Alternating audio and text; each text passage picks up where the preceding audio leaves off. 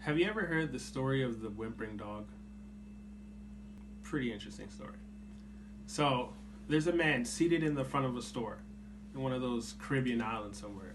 If you ever been to the Caribbean, you know in the market there's always a guy seated in front of the store. While everyone else is crammed into this tight street, there's this guy just seated there, unbothered by anything. People are trying to buy things, sell things, move things, and he's just there chilling.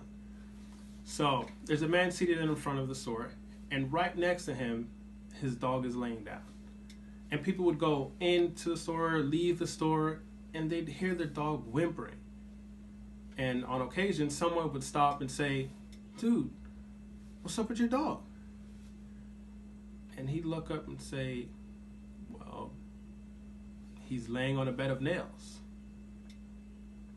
Why doesn't he move?" Because it's not painful enough.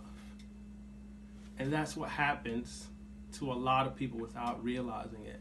You hear them all the time. They're complaining about their job. "Oh, my job sucks.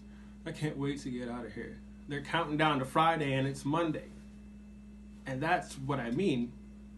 They're not uncomfortable enough. It's not painful enough for them to move. It's painful enough for them to complain about it. They want to tell you about it. They want to relieve themselves somehow, either on the weekend or by complaining to you. So if you pick up the phone, they're going to spend 2 hours telling you about who did what and how crazy it is up in there and how they can't wait to get off.